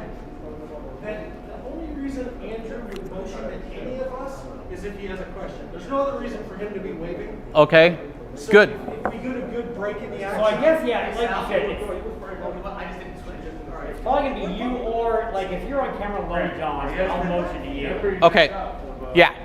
Which just, you come to That's what we're just talking about. a good break on. Yeah, so that's the statistics of each of the tools. If that's not too draining for people to listen to, I'll run through those again. I'll be smoother next time. But right after that, I'm going to look at Andrew to see if there's any questions. You don't even Otherwise, worry about that. If I want to just try to okay, feel out when you're coming to an end of a statement. Yeah. If there's a question to ask, and I'll wave to you. yeah, Yeah, because if we don't have one, it's gonna, hey, Andrew, are there any questions? No. yeah, Be super awkward. right, Yeah. right. No, there's no one in the stream actually. Yeah, don't worry about So let's try it being boring because Sally's gonna be panning all that shit on the pattern. Okay, good. You know, while you talk Oh, about cool. it, he's gonna be looking at all that stuff. So while I'm hearing it, I'm looking. Are you gonna take some chips out of the bags and lay them out? No, I didn't think I would go that far. Yeah. Unless we're running short on time and we needed to. Oh, no, I think we start getting into another territory there where we're talking about the chips. Well, okay. Before he does Maybe we already have them on the table and showing the colors. You mentioned the colors. Yeah, we just saved them to make sure that they were coming out good, and you know, we analyzed the chips to tell us if the cutter was cutting well or not. All right. I have a question from the audience here. Yeah, absolutely. Wesley Joe asks, what was the most difficult material in terms of performance of the cutting tools? You know, Ed, that's a great question. I would have to say the one we had the most trouble with was, believe it or not, the 1018 steel, which is a low carbon steel, but it's real gummy. And some of the insert drills that we tested early on had trouble breaking and evacuating those chips. The harder, tougher materials cut great. The 4140 alloy steel and the 410 stainless were fantastic, but the more gummy materials we had more trouble with. 1018 low carbon steel and even the 316 stainless. So once I ask a question, I'm out of there, right? I'm not. He or Brian or whatever should be addressing the camera, right? As if. Unless you're gonna ask another question. I think when you ask the question, you should just be on a camera, not in the background. It doesn't matter which one. So I'm like, A little bit in frame. A little Yeah, I think you can jump right in Right here. next to him. Yeah. Yeah. okay, all Hey, I right. got a question for you from the audience, and then you read the question. Yeah, I think that's fine. Let these guys pick you up, and then when you're out, they'll go back Okay, and but jump. I don't stay there during the answer. I don't think you have Yeah. anything to really say. Unless Yeah, you I'm have not gonna two. converse with him. Unless you Yeah. have one-on-one. Yeah, unless you've got two fired up. Right, right, okay. Now, do we want to, like we do with the tip of the day live, do we want to say who the people are on the stream in the different Yeah. countries? Is that I something? think whenever Andrew comes in, you should give us an update. I always think that's kind Yeah. of cool. Yeah. Where Yeah. you're like, hey, we've got Egypt and Iraq and Syria. North Korea. Everyone that hates us Yeah. is online. Just want to give you an update on the screen. We got 500 people simultaneously. A lot of Russians. A lot of Russians. And everything else is good. With election coming up. Yeah. Question for you from this particular guy. Right. Whatever. And then you can leave. So yeah, every time he comes in, if it's worth, if there's 32 people on, then we may not want to mention that. Right. Right. Hey, we got 32 people on right now. The 17 people who are still there. Hi, Mom. Yeah. Hi, Frank's mom. We got sales and marketing and Mark and Vickers. Yeah. Good old Mark. So I would really love it, amongst the other things swimming around in your head, if you could just say, bring up that NDI screen, Frank. Bring up that M130 screen. Gotcha. Maybe put some notes in. Yeah, I will. I'm going to transfer these to cards, so I'll have the cards, and I'll underline each one that I want to say to you to pull that. Okay. Okay.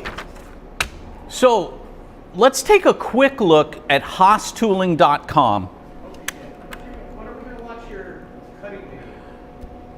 I thought it was running while I was speaking. Okay. I'll remember to put I hadn't checked any inserts. We haven't run this thing. I was going to do it this afternoon. We're going to do another run through after lunch, right? Right after lunch and see if that's even possible. It may be so loud that I'm just going to play it right now for the stream. Can you just cue it up now for fun? Hey, Frank, let's watch it. Oh, yeah. So the video that you're going to see, sorry, you want to, yeah. So it's going to be right in the very beginning. Okay. That's where I have the text, right? So here's the cutting test that we ran on the solid carbide end mills, right? This cutting test, essentially, depending on the diameter of the particular end mill, we're going 1.5 times that diameter deep on the profile, and we're going 1.5 times that diameter deep on the pocket. Then for the full width slots, we go 1 diameter deep. So in the case of this video you're watching, that's a 3/4 inch end mill, so it went 1 inch 125 deep on the profile and the pocket, and it went 3/4 of an inch deep on the full width slots. Okay, so, and that's where I'm going to transition into our philosophy of testing these tools, was to make sure that they're going to run well right in the middle of the speed and feed range. Okay, sounds good.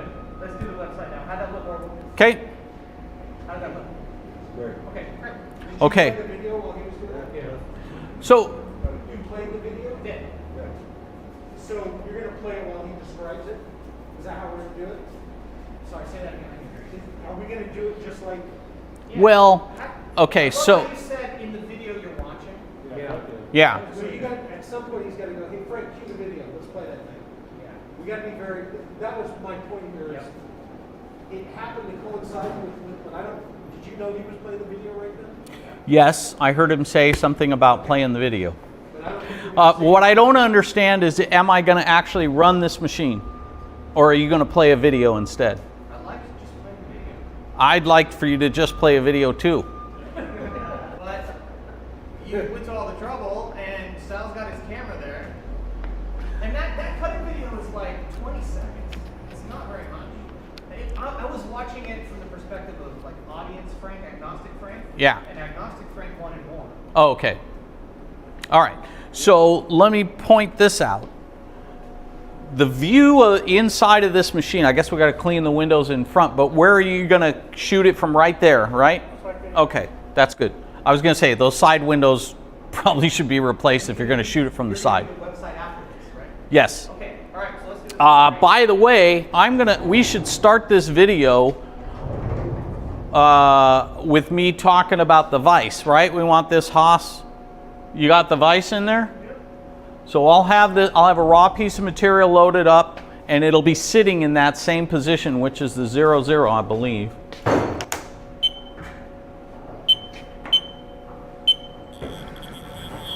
Yeah. So that's home position. We'll start it right there, and then when it starts, it's going to be moving underneath the center. But that's a chance to show off that Haas branded vise. Okay? Ready for the website? You're not gonna run it?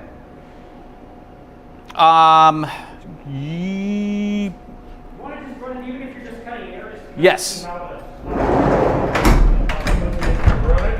I just, sorry.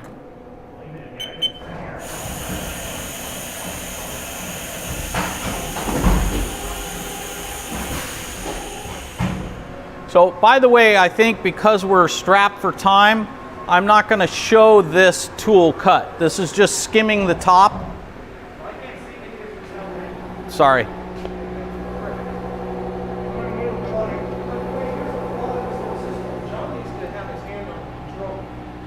I don't like turning my back on a machine tool. Where can I get to? Okay. I was going to say, the last thing you want to do is just walk away. Yeah, press the button and turn away. Sorry? Can't hear you. 6 minutes? Yeah, I think so. I'm not 100% sure, but this part is, I'm going to already have this part faced off so that we're not getting this boring part. As soon as it starts, the end mill that we're testing will be cutting. And I've got this running a little bit slow because nobody's checked the offsets since last Thursday.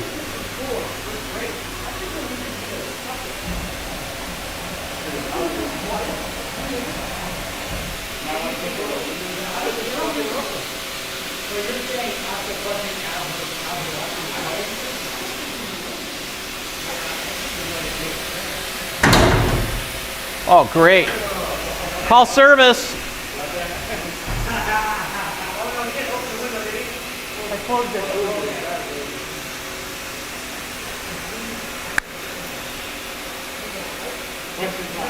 Okay. So, can't hear you. No. But the air.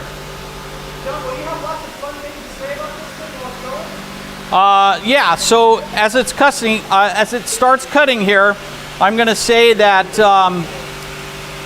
so this test, and here's a sample part that we're similar to what we're cutting in there, is going to cut 1.5 diameters deep profile around the outside, and cut this pocket 1.5 times diameter deep. In this case, that's a 3/4 inch diameter end mill, so it's going 1 inch, 125 deep. And then when it comes to the full width slots, we do one in the x-axis and one in the y-axis, and those are 1 diameter deep. So that slot it's going to cut here in a minute is going to be 3/4 inch deep and 3/4 of an inch wide. Now, when we went to when the philosophy of testing these tools was that we wanted to run these tools right in the middle of the suggested speed and feed range of that cutter. We know that if you can start out and take that middle number and run it successfully, you'll be so much farther along in optimizing that cut, whether you need to go faster or whether you need to go slower to get your cut optimized. If you can run it right in the middle, you're way ahead in the game, and that's what we did. We tested all of these tools using the middle of the speed and the feed range. So you can be assured that these cutters are going to work right out of the box if you're cutting in if you choose that range and start right there.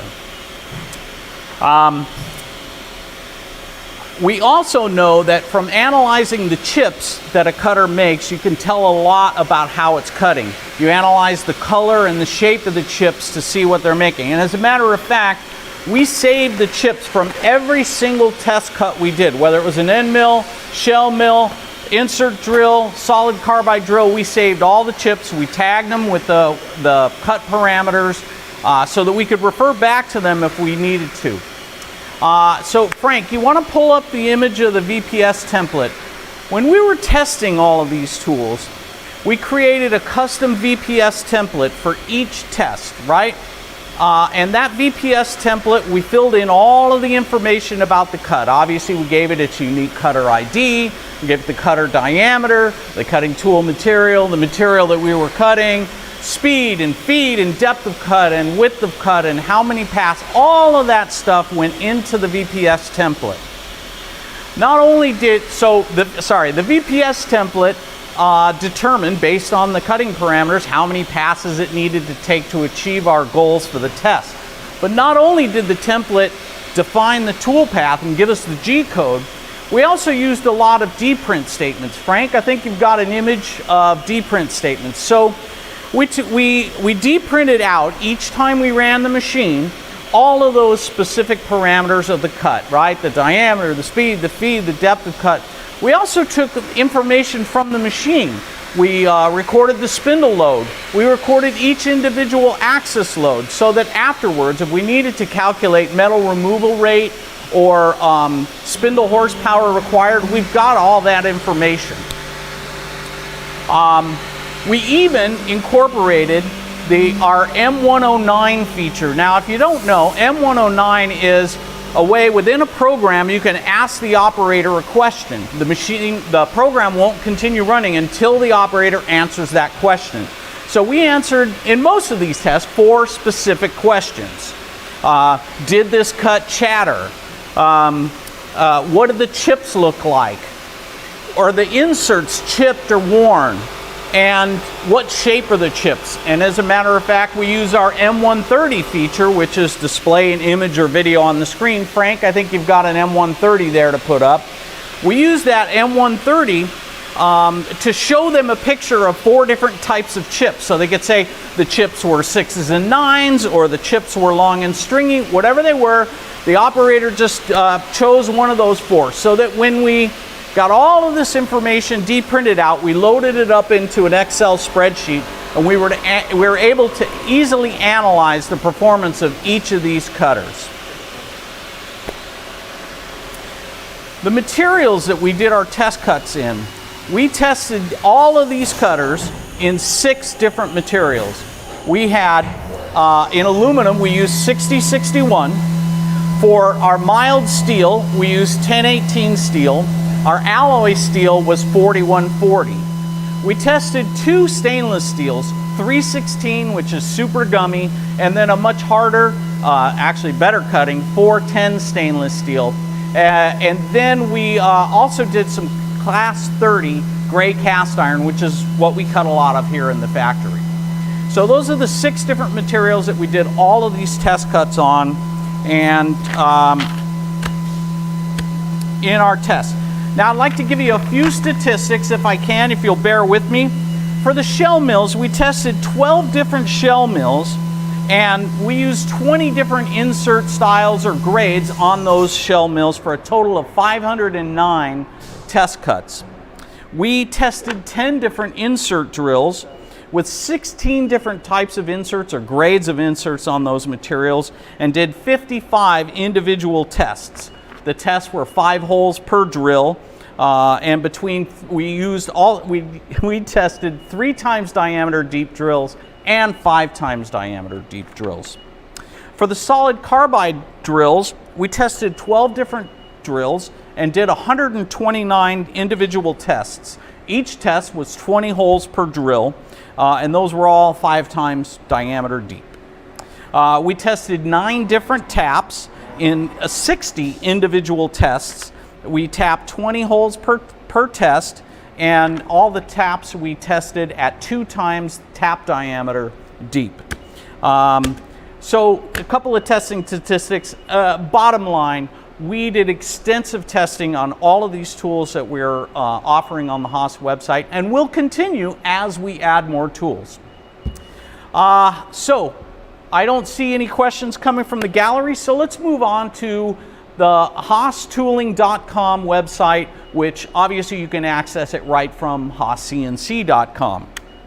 I've got it pulled up here on my laptop, and I'm going to type in www.HaasTooling.com, and voila. Now, when I'm looking for, okay, we should already be, sorry. Go up to the top. Frank, Top. you should start setting up more. What? Set up on the next spot. Yes. That's so funny. Yes, Your this is a good mouse, time. your mouse roller is opposite of mine. Yeah, so Frank, you'll need to go that one extra click because he's already said HaasTooling.com. So you should be On that. All right. You should be right problem. there when he comes over. Okay. Right, so it's super easy here. The milling tool holders, when I click on that, you'll see this is super self-explanatory. You've got end mill holders here, ER32 collet chucks, your shell mill arbors, pull studs, and the ER kits and accessories, right? So I'm going to go back to the solid carbide tools and take a look at that. The carbide cutting tools here, there's 111 different items, and it can be a little bit challenging to get through. So if I click on these end mills, the first thing that I do as a machinist, I know what diameter I'm looking for. So I'm going to come over here to the filters on the right side. It says categories. I like to call it filters, but I'm looking for 3/4 inch end mills. So I select that, and you'll see that it narrows my choices down here. So that's a great way to narrow. Also, if I'm I can choose by flutes. So a lot of times I know I'm cutting aluminum, I want 3 flute end mills. So this gives me, everything that that I need in a 3 flute, everything that Haas carries in a 3 flute end mill. So that's a great way to choose these filters. If I go by 3 fluters and 3 flutes and 3/4 diameter, you'll see that we've got one choice for you there. So let me clear these filters, get back to everything. I will run over here to the solid carbide drills. I like to do the same thing with the drills, right? You're going to be looking at, What if we just do one category? Just do that and I'm done. I've already finished, Why don't right? you add one of the ones you had done before to the cart, and just say Oh, it's easy as that, got it. and then I'm out. Well, wait, let's do 0060 because that's got right. in the end mills. Oh, Okay. So we want to make a note about that. Okay. How do we get to that fast? Well, no, he's already in end mills. yeah, but let me just understand what a 0060 is. It's 60 or 86 or which one is Keep going down. Keep going down. That's it right there. Is that 3 flute? 1/2 inch. 1/2 inch. Yeah, 3 flute. Oh, 4 flute. 4 flute. So I'm looking for a 1/2 inch. I'm going to select this 4 fluter here, and by clicking on it, I get the price right here. I get all of the technical specifications of that end mill, a drawing of the end mill, and right here's a cutting video. I can click this and watch it. I've also got a gallery of different images of that particular end mill. I'll add it to the cart. But I come back over here, I click add to cart. It's going to ask me if I want to check out or keep going. No, it tells me I'm successfully added to the cart. I can either click this, I can close this, or proceed to the cart if I'm ready to buy right now. Or if I want to shop for more stuff, I close it out, look for the next thing, add it to the cart, type in my Visa number, which is 60. Oh, I'm sorry, I'm not supposed to give you the name, the number. You're going to charge stuff on my card, aren't you? Now wait, if they've already set up, you're going to have to throw it to Mark and I from off. Oh, okay. You guys will have plenty of time to set up while I'm trying to vamp on the website. Okay. We'll be up next. I can stay on John. We can wait until you're... Well, I probably wouldn't walk over here. Would you stay on me while? No, because I'm supposed to be over here. What if you get back there?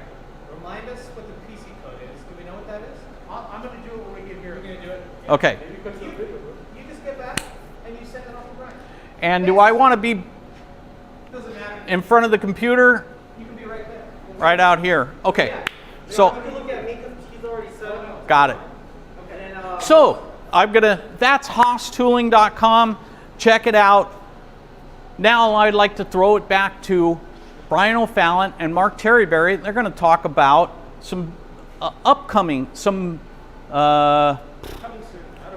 they're going to give you a preview of stuff coming soon to Haas Tooling.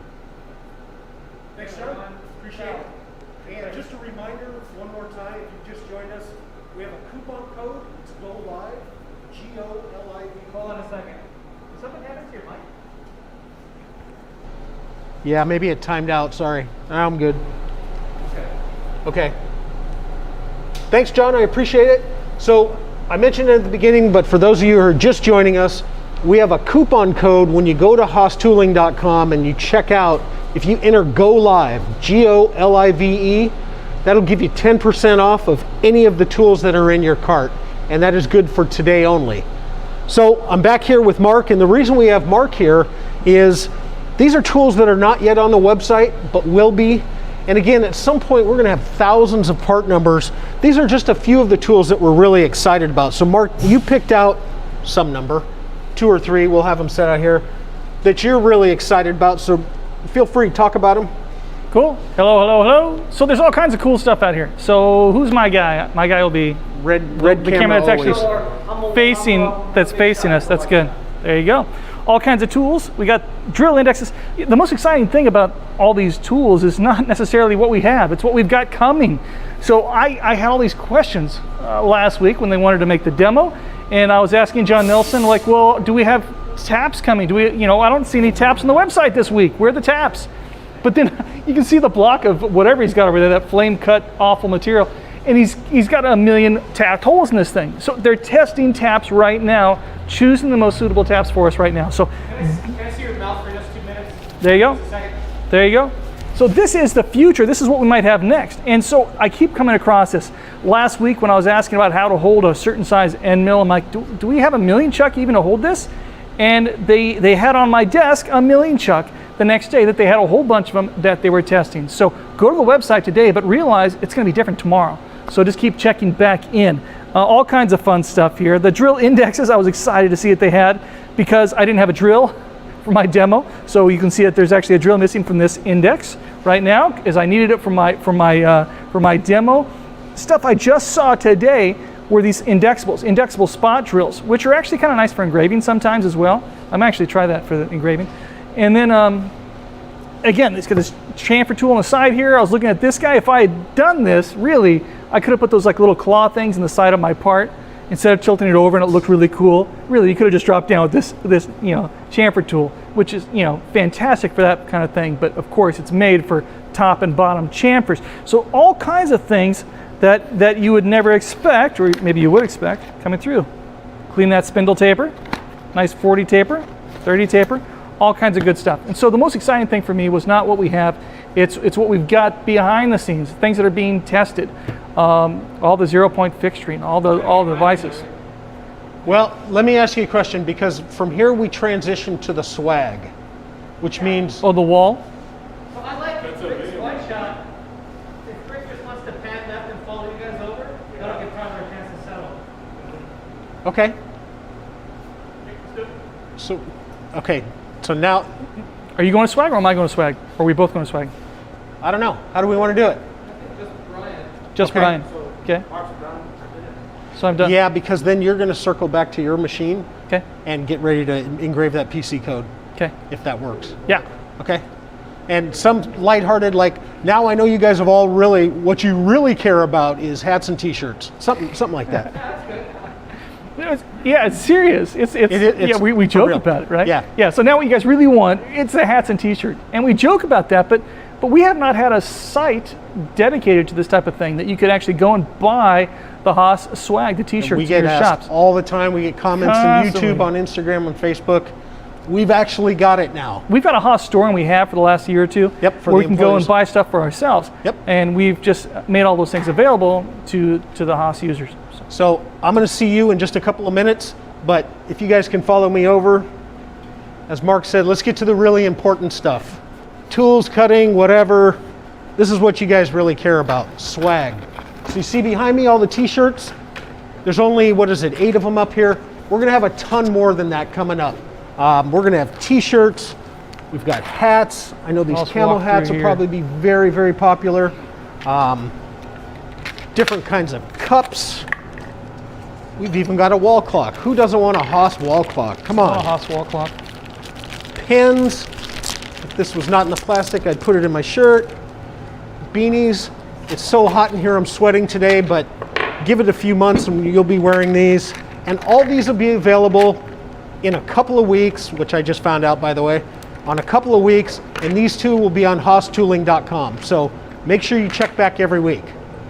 All right, we're about to finish up here, but we want to finish up in, let's call it QVC style. So let's get back over to Mark, and Mark is going to show us that coupon code one more time. Again, this coupon code is good for today only, and Mark, take it away.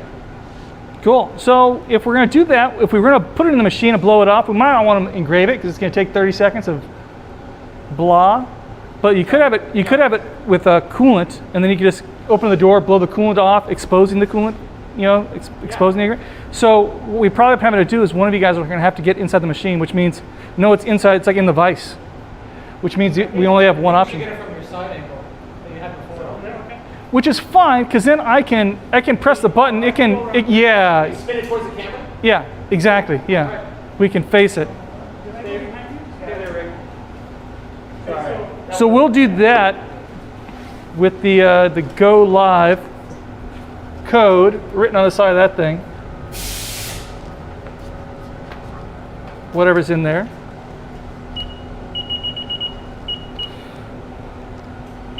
And then we'll so it won't be this, it'll be that, you know, it'll be something else. It's going to come, tilt towards you, and we can show it off. We'll see how it looks. If it doesn't look good in there, we'll simply have to put it on the table or something. That looks fantastic. Absolutely awesome. All right, so now Brian's going to say goodbye. Yep. And so you're gonna blow that thing off. It's gonna go whoosh whoosh whoosh like that, and then I'll probably open the door and just blow it off, and he'll be able to. And he'll be see able it. to see him. There you go, Rick. Good job. You gotta get wide. That's nice. Sal, you might want to get out of there. So we're just rehearsing this part? That was it. That was all we're doing. That's it. But it's gonna be much worse than what you just did, in that you're gonna actually have to read the engraving, and we're gonna have to see if that's look. You're gonna have to pull in tight to be able to read the engraving. You might have to open the window. I'm really confused. At the Okay. end, it's gonna do that. It's gonna go like this, and the part's gonna be in the vise, and I'm gonna open the door, blow it off maybe. And it's gonna say Go Live. So Oh, okay. he's gonna engrave that coupon code I keep talking about Yeah. into a little piece of aluminum. And then, but from here, we're going back here? No, you can just stay right there. You're done. You can get out of the frame, maybe leave the camera. that's Hey, you fine. know what? And I'll just You pass can't give away what the coupon code is until Mark does the reveal. We just gotta tease that there's a coupon code coming. Otherwise, it takes all the wind out of the sails. If you want to stay and watch Okay. what the actual coupon code is, Mark's gonna engrave it at the end. Mark's Okay. got a surprise for Oh, us. this wasn't it? That wasn't the end? I'm just saying before. Oh, yeah. Teasing it so many times. We should just say, hey, if you guys stick around, there's gonna be a cool surprise. Mark's gonna show us what the coupon code is. Okay. What's the coupon 10% code? off code coming out. 10% off? Is that what it is? Yeah. You can even stay there. So All right, Brian, check us out. Go to Brian and that's it. So we're gonna go to, and this is the No, yeah, outside, that's right? it. You don't. You can You're just, only gonna use one camera. Maybe. yeah. That's how it is. Okay. So anywhere? Yeah, that's cool. Sal, you can get out of there if you want. I'm on Tyler now. So from, oh, okay. That's So- it. Like, after So this, you just want me to set up the camera Yep. and then just leave? Yep. So I've got the part there. It might not. I go to code. I go to Mark. Mark says, "Hey, everybody, you just saw what the cool code was." But I'm already up. And now you're on the frame. And then Brian, because Rick on the white shop, Brian can take us out. Perfect. once you set up, you can. I was confused because I was like, I don't want to walk in front of the camera. Okay, right. All right, everybody. Mark, thank you. You guys all got the big reveal. Remember? You guys all got the big reveal. Remember, the coupon code is GOLIVE, GOLIVE. And I know we're being a little QVC-ish today, but I think you'll all appreciate 10% off on your first Haas tooling order. So thank you for watching. We appreciate all of you. We're going to be doing this again, so keep watching your email, keep watching the Haas social media, and we'll promote when we're coming on next time. So I want to thank Mark Terryberry. I want to thank John Nelson. Now, can we get a big shot here? Yeah. Okay. I want to thank Mark Terryberry, John Nelson, Andrew and Marcus on the chat, and thanks everybody. Appreciate it. Take care. Nice. And we're out.